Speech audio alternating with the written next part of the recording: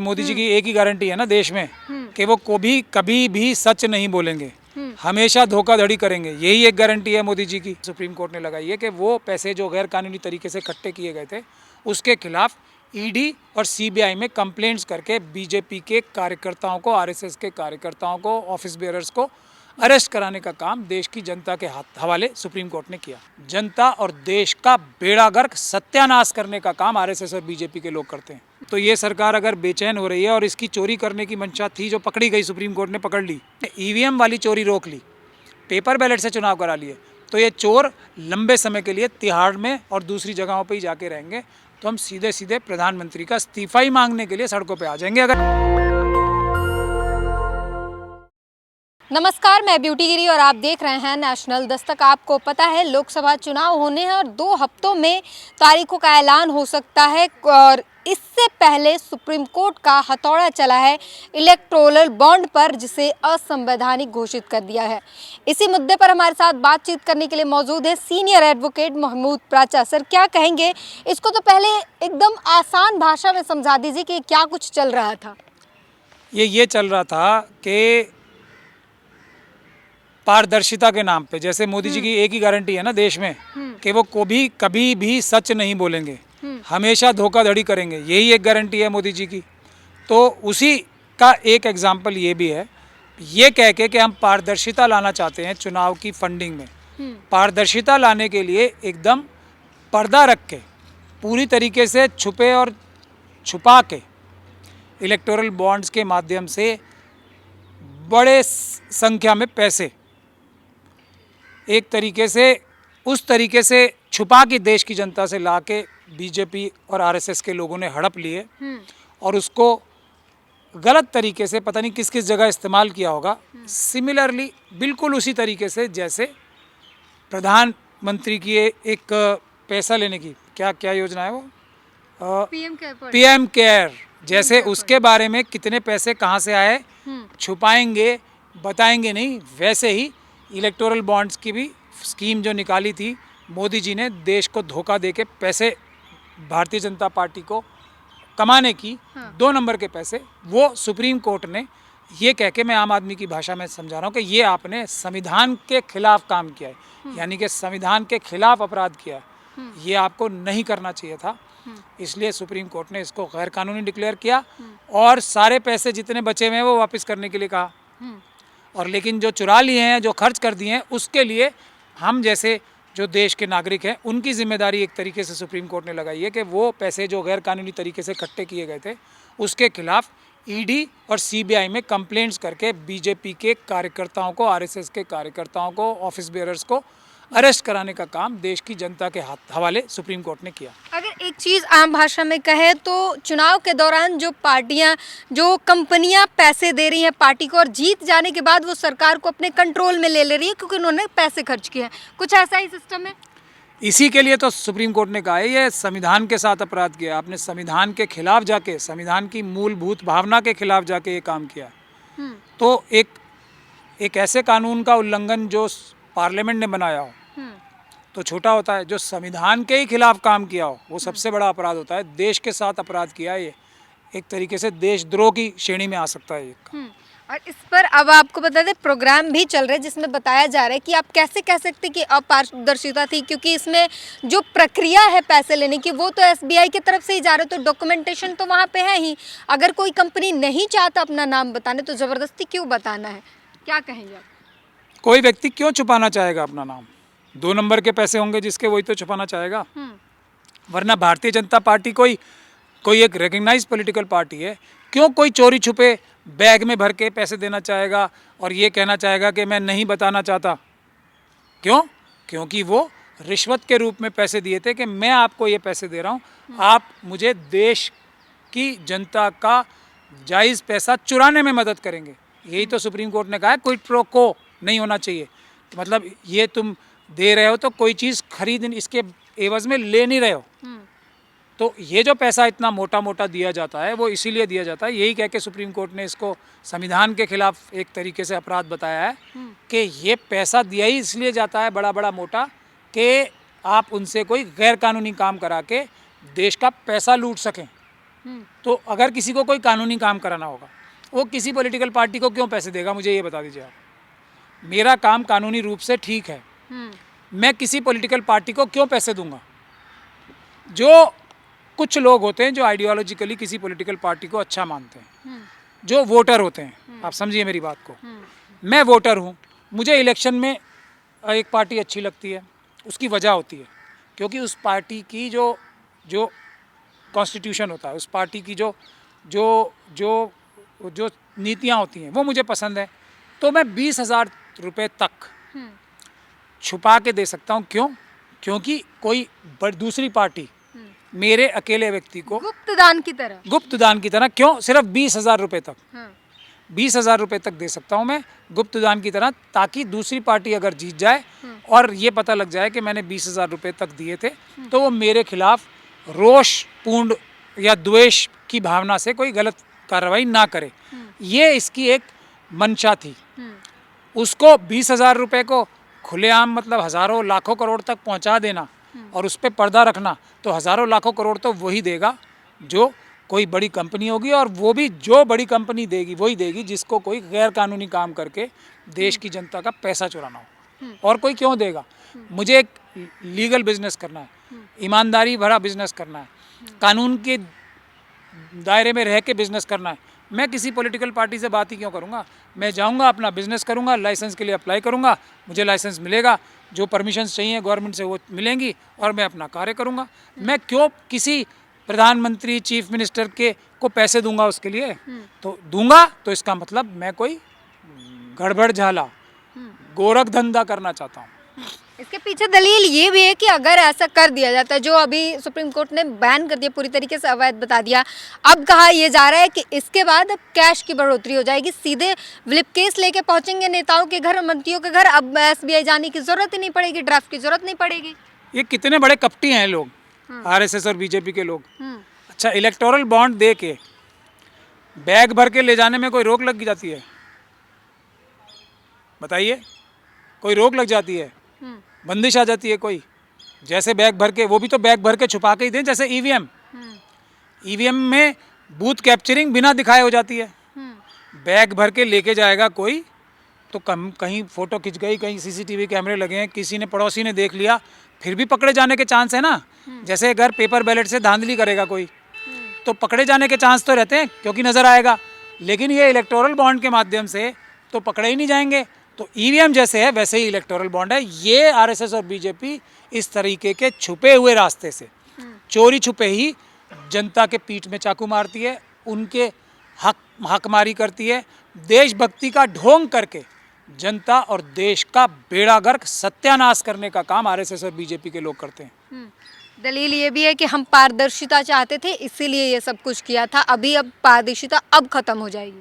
अब वही तो कह रहा हूँ, अब जब नाम पता लग जाएंगे अडानी, अंबानी और इनके सारे जो गुजराती मनुवादी मानसिकता के बिजनेसमैन हैं या जो दोस्त इनके बिजनेसमैन हैं, तो पारदर्शिता अब आएगी ना। पता लगेंगे कौन कौन चोर था, जिसने क्यों क्यों पैसे दिए।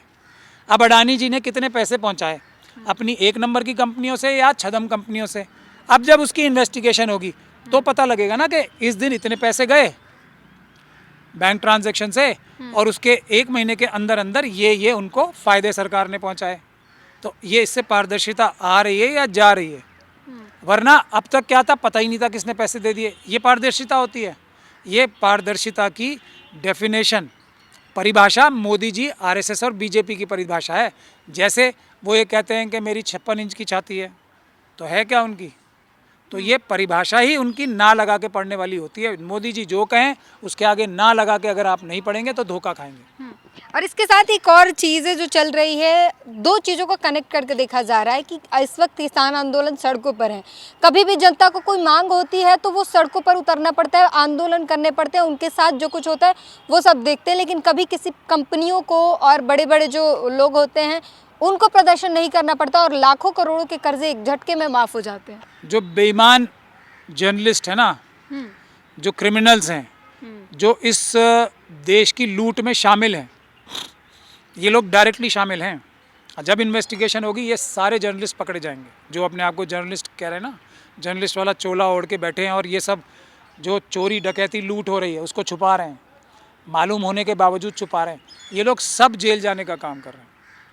तो आप ये लोग समझ लीजिए साफ साफ तौर पे कि ये जो कार्यक्रम चल रहा है इसको छुपाना उतना ही बड़ा अपराध है जितना इसको करना। तो आप लोग ईमानदार जर्नलिस्ट ही इस वक्त जर्नलिस्ट बाकी बचे हो, वरना ये जो लूट का कार्यक्रम चल रहा है, किसानों की आप बात कर रहे हैं, एक बेईमान जर्नलिस्ट जो अपने आप को जर्नलिस्ट कहता है तो वो चोर ही, तो उसने क्या पूरा एक प्रेजेंटेशन दी एक टेलीविज़न चैनल पे जाके, और वो उस टेलीविज़न चैनल के माध्यम में काम करते थे जिनके मालिकों ने उनसे कहा था या स्वयं वो 100 करोड़ से ऊपर रिश्वत मांग रहे थे नवीन जिंदल जी से। वो जाके ये बता रहे हैं कि किसानों को अगर ये कर्ज माफ़ कर दिए जाएंगे तो इतना बोझ आम जनता पे आ जाएगा। जब ये 25 लाख करोड़ अडानी अंबानी और मोदी जी ने अपने मित्रों के कर्ज के माफ़ कर दिए, किसान तो फिर भी मेहनत करके खेती करके कुछ देश की जनता को दे रहा है, अपना पेट काट के दे रहा है। जब कोविड वायरस फैला हुआ था तब भी खेतों में काम करके अनाज पैदा करके इतनी जान हथेली पे रह के काम कर रहा है। ये अडानी अंबानी ने कौन सा देश के लिए काम किया है? कौन सा इन्होंने एक गेहूं का एक दाना भी पैदा किया है? और वो 25 लाख करोड़ से ज़्यादा जो नज़र आ रहा है, जो इनको दिखाना पड़ा, वो मोदी जी ने इनको दे दिया, माफ़ कर दिया। तो किसानों का तो इनको नज़र आ रहा है। ये 25 लाख करोड़ का बोझ क्या जनता के ऊपर नहीं आ रहा? इस पे तो सुधीर चौधरी और इस जैसे बेईमान जो अपने आप को जर्नलिस्ट कहते हैं, जो सब चीटर हैं, उन्होंने कोई स्टोरी नहीं की। क्यों नहीं की? वो बोझ जनता पे नहीं आ रहा। जो IMF और दूसरी जो विदेशी फंडिंग एजेंसीज हैं उससे 150 लाख करोड़ से ज़्यादा जो उधार पैसे ले लिए हैं, वो कहाँ खर्च हो रहे हैं उसके बारे में तो ये सब फ्रॉड जर्नलिस्ट, क्रिमिनल जर्नलिस्ट जो अपने आप को कहते हैं जर्नलिस्ट कहते हैं क्रिमिनल्स, उन्होंने उस पर तो कोई स्टोरी नहीं की। ये 150 लाख करोड़ कहाँ आए पिछले 8-9 साल में, 10 साल में, और कहाँ चले गए? किस अडानी अंबानी ने चुरा लिए? जो देश में ब्लैक मनी का धंधा चल रहा है एक बड़ा, जो मोदी जी ने कहा था मैं कि ये डिमोनेटाइजेशन करके नोटबंदी करके ख़त्म कर दूंगा, वो जो 2 नंबर का पैसा है वो तो और बढ़ गया। वो 2 नंबर का पैसा कहाँ जा रहा है? आज आप जाके देश की किसी भी सड़क को नाप लीजिए, क्या वो उतनी मोटी बनती है जितनी मोटी बनाने का प्रावधान है, जितने पैसे लिए जाते हैं? क्या सड़कें बनती भी हैं इसी तरीके से? क्या बिल्डिंगों में उतना पैसा लग रहा है जो सरकार बता रही है? क्या पेटीएम जैसी स्कीम्स प्रधानमंत्री का नाम बेचकर, प्रधानमंत्री इसलिए इजाज़त देते हैं उनको अपना नाम बेचने की क्योंकि उनकी कुछ साठ-गांठ है, 2 नंबर की सेटिंग चल रही है कुछ ऐसी कंपनियां। और पेटीएम और अभी मैं इसीलिए वार्निंग भी दे रहा हूं RBI को कि रेजर पे और फ़ोन पे, इन दोनों में भी उतना ही घपला चल रहा है जितना ये पेटीएम में चल रहा था। उनको अभी तक नोटिस नहीं दिया है। किस चीज़ का इंतज़ार कर रहे हो आप? क्या ये गोरख धंधा चल रहा है? इसके बारे में ये क्रिमिनल्स कभी स्टोरी नहीं करेंगे। तो ये देश की जनता के साथ जो अन्याय अत्याचार हो रहा है, देश की जनता ये जानती है, अब जान चुकी है कि देश की जनता जो मेहनत कर रही है ना, उसके पास इतनी क्षमता है कि वो किसानों की हर मांग मनवा ले। हमारा पैसा है ना देश की जनता का, हम कह रहे हैं दे दो। अडानी अंबानी के साथ जो भी पैसा है उनका लेके इनको दे दो। जो इन्होंने पैसा चुराया है वही तो वापस लेके किसानों को देना है। किसान तो कोई अच्छा काम कर रहे हैं। किसान, देश की जनता जो आज इतनी सस्ता अनाज खरीद रही है ना, सिर्फ इसलिए क्योंकि किसानों के हाथ में खेती है। अगर अडानी अंबानी के हाथ में चली गई, ये जो गंदे घिनौने बिल जो लाए थे मोदी जी, अगर वो लागू हो गए तो जो खेती है अनाज की, खाने पीने के पदार्थों की जो कैपेसिटी है पैदा करने की, वो अडानी अंबानी के हाथ में चली जाएगी। फिर वैसे ही होगा जैसे कि जियो फ़ोन का लेटेस्ट एग्जांपल है। पहले दिन फ्री था, उसके बाद आज क्या कीमतें हो गई है पूरी दुनिया देख रही है। पहले वो दूसरे सारे किसानों को मारेंगे, उनकी ज़मीनें खरीदेंगे, और फिर जो आज आप लोग 10 रुपये किलो, 20 रुपये किलो, 40 रुपये किलो जो अनाज खरीद रहे हैं ना, 400 रुपये किलो और 1000 रुपये किलो खरीदोगे। इससे बचा रहे हैं किसान हमें। जल जंगल ज़मीन जो अडानी और अंबानी मिलके जो हमारे ट्राइबल्स की ज़मीनें छीन रहे हैं, उसमें खनिज पदार्थ लूट कर अपना पैसा और चाइना के मित्रों को दे रहे हैं।